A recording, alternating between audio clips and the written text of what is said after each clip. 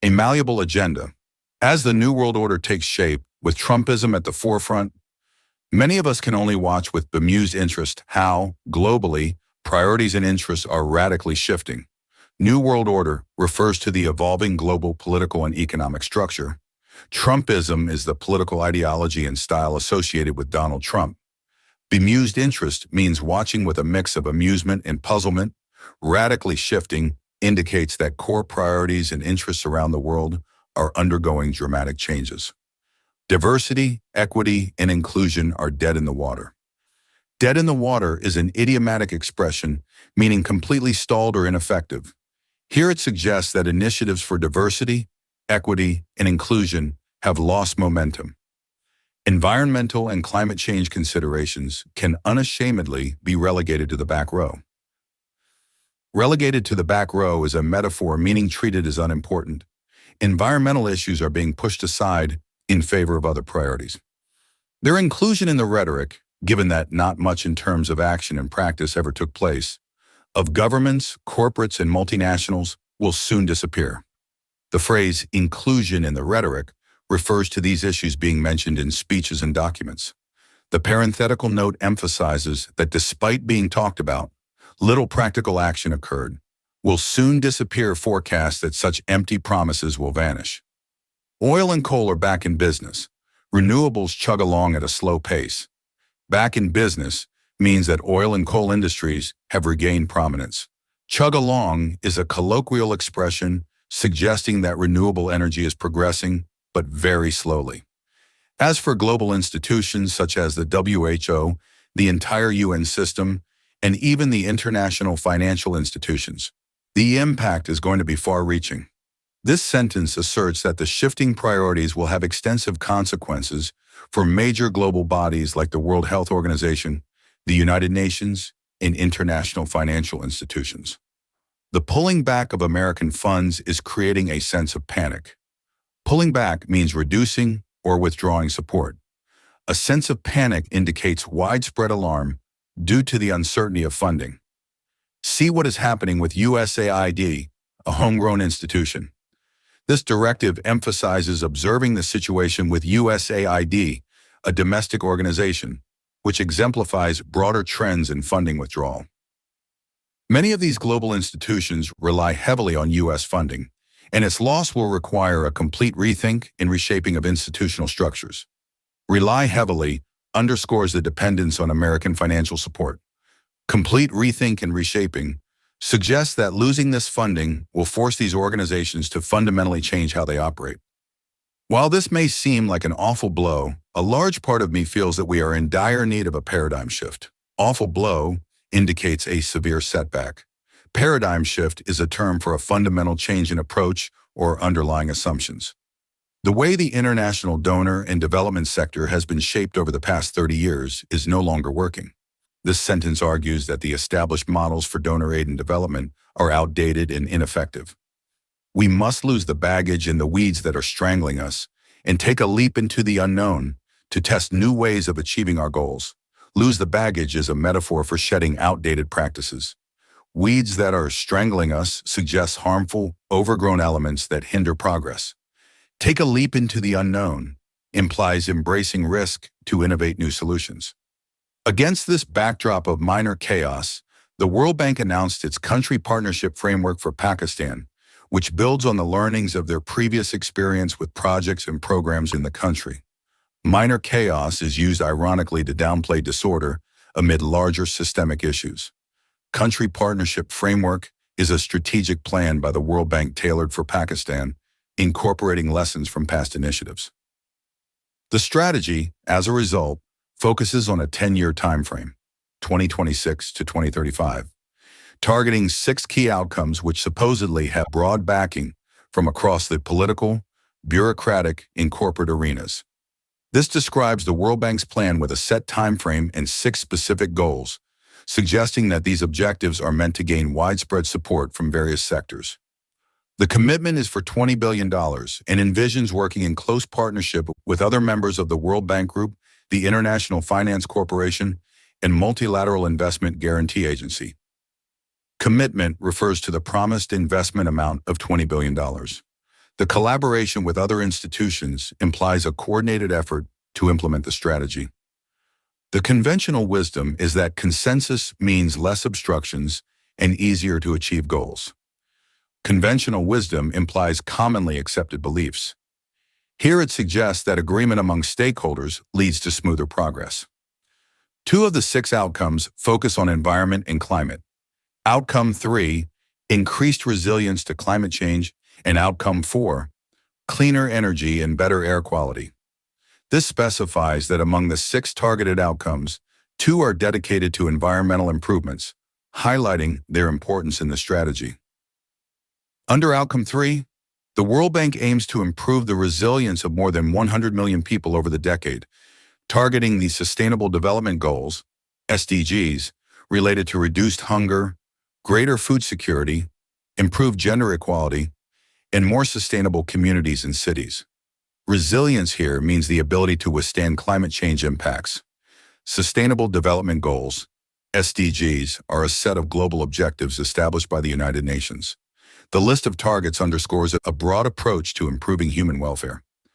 There are a set of actions which need to be taken by government, private sector, and civil society for the outcome to be achieved.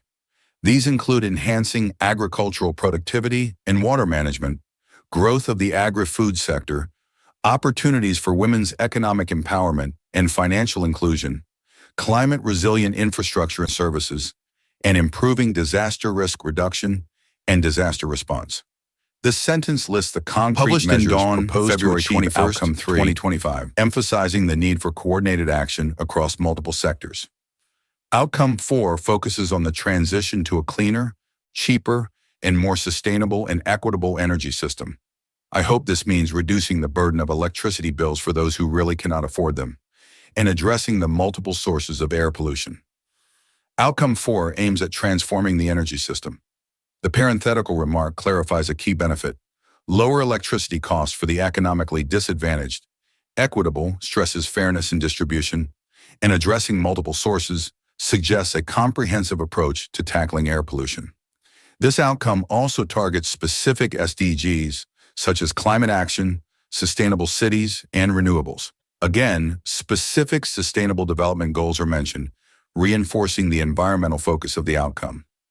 Actions include enabling 10 gigawatts of renewable energy capacity and working in key air-polluting sectors such as transport, construction, residential cooking, industry, agriculture, and land use. This details the planned measures under Outcome 4, developing renewable energy capacity and addressing pollution in major sectors, which are critical for environmental improvement. The 10-year time frame includes projects that are currently in the pipeline or already active. This indicates that some initiatives are already underway, meaning that the proposed strategy is partly based on existing projects, which is to say that the proposed $20 billion investment does not mean immediate materialization, if at all. This clarifies that the financial commitment is spread over a decade, and immediate impact is not guaranteed. At the end of 5 years, there will be a full review, and if progress towards outcomes is not favorable, there will be a revision in the strategy. This sets a midterm evaluation benchmark, implying that the strategy is subject to change if it does not deliver expected results. The enlightening bits of the report reside in 2 areas. The first is the country context and some of the economic forecasting that may be a bit too optimistic for what is actually happening in our economy and society. Enlightening bits means the most insightful parts. A bit too optimistic suggests that the forecast might overstate the positive trends, highlighting a potential disconnect with reality. Such over-optimism in planning nearly always ends badly. This is a cautionary statement, warning that overly rosy projections typically lead to failure in practice. The second is the risk rating that the World Bank gives to in-country areas. This introduces another critical aspect: the risk assessment provided by the World Bank regarding various challenges in Pakistan. It acknowledges that the strategy faces high risk in implementation from nearly all quarters: political and governance, fiduciary, macroeconomic, sector strategies and policies, fragility, conflict and violence, and environmental and social. This sentence lists the categories of risks, indicating that the strategy is vulnerable on many fronts, from political instability to environmental issues. Risks related to technical design, institutional capacity to deliver, and stakeholders are rated as substantial. Substantial means considerable. This emphasizes that the challenges in execution are significant. The overall high-risk rating, with no new solutions as to how the World Bank itself will address these, doesn't bode well for actual progress. This concluding remark on risk suggests that without innovative solutions to mitigate these risks, the strategy may struggle to succeed. There is one further risk that remains unmentioned. The U.S. influence over the World Bank Group is significant. This introduces an additional, implicit risk regarding the dominance of U.S. interests within the World Bank. The bank operates out of Washington, D.C., and all WB presidents have been American. The current one, Ajay Banga, is a U.S. citizen of Indian origin. This provides factual background on the World Bank's leadership and operational base, emphasizing the strong American influence. The Trump administration is going to exert its power, either by withdrawing funding or forcing the closure of entire programs, and especially those related to DEI and climate change.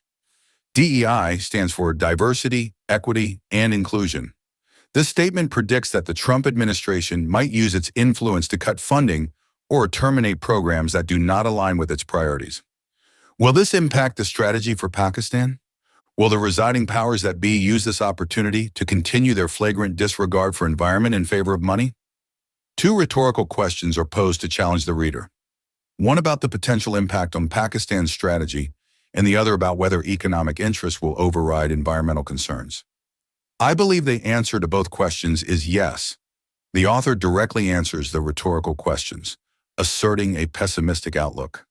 While our focus may be on Trump's antics, the Ministry of Climate Change has again revealed its intention to doing away with the greening of the Margalla Hills protected areas. Ministry of Climate Change is a sarcastic epithet for a government body tasked with environmental protection, implying ineffectiveness. Doing away with the greening means abandoning environmental conservation efforts. Don't they understand that allowing the concretization of the hills, under the guise of tourism for the people, will destroy us? Concretization is a metaphor for replacing natural landscapes with concrete infrastructure, implying environmental degradation. The rhetorical question stresses the potential catastrophic impact. As will the official mindset that decided to cut down 150 trees in Shakarparian, a beautifully wooded area, to make way for an electric vehicle charging station, and is now planting hundreds of palm trees, not indigenous, in Islamabad. This sentence criticizes specific environmental decisions, cutting down trees in Shakarparian and planting non-native palm trees, suggesting that such actions reflect short-sighted, harmful policies. God save Pakistan. This exclamation is a traditional appeal for divine protection over the nation. The writer is a development professional and impact advisor with over 25 years of experience designing and managing programs to improve people's lives. This attribution establishes the writer's authority and expertise in development and policy. Samia Liaquat Ali Khan, 21@gmail.com, published in Dawn, February 21st, 2025.